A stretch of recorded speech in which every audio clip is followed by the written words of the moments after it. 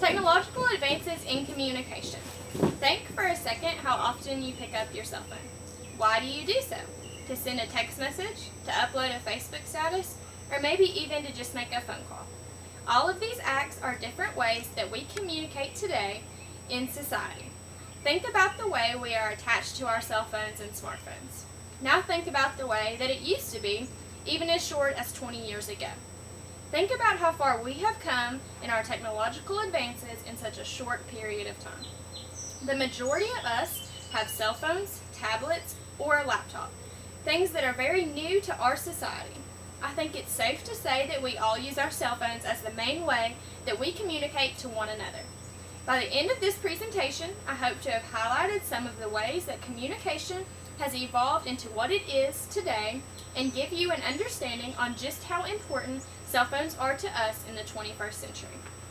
In this presentation, I will explain how cell phones have advanced, how I believe that communication tools that we use aren't going to be what they are now in the future, and also how communication and its tools and where they're heading.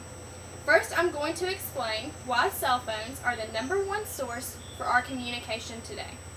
According to the CTIA research studies, updated in 2012, 87% of American adults own cell phones, 45% of American adults own smartphones, 29% of people use their smartphones for their mobile banking, 82% of Americans use their cell phones as their camera, and 45% of businesses believe that smartphones are essential to every day-to-day business operations. 1.1 trillion megabytes of data were used in the year 2012. According to another study done by Facebook in the year 2012, 70% of smartphone users check Facebook on their phones.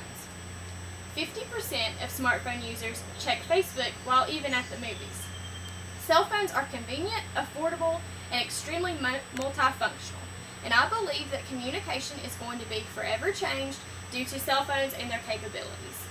Now that we know a little bit about cell phones and how we use them in our everyday lives, let's look at the tools we used before the majority of communication was done at the palm of our hands. Secondly, I'm going to talk about the tools that we use now and what replaced them. According to a study done by the National Center for Health Statistics, 1 in every 7 homes had a landline, yet received all or almost all of their phone calls on their cell phone in the year 2012. I believe that for every tool that we use, there's going to be a replacement or an advancement in the near future. Cell phones are going to be replaced by landline use. Paper mail is going to be replaced by email. Talking on the phone is going to be replaced with text messages. And social media is going to change completely the way that we communicate with one another.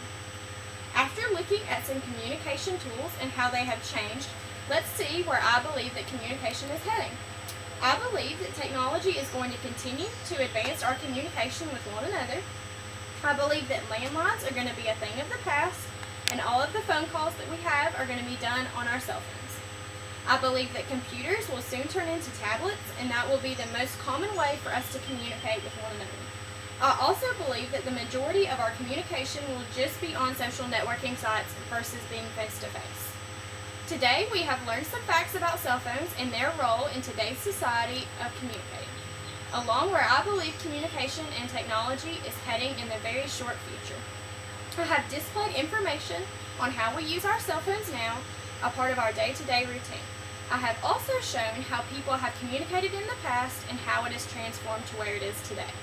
Now think back to how many times you pick up your cell phone. Will you be picking up some other type of communication tool in the near future?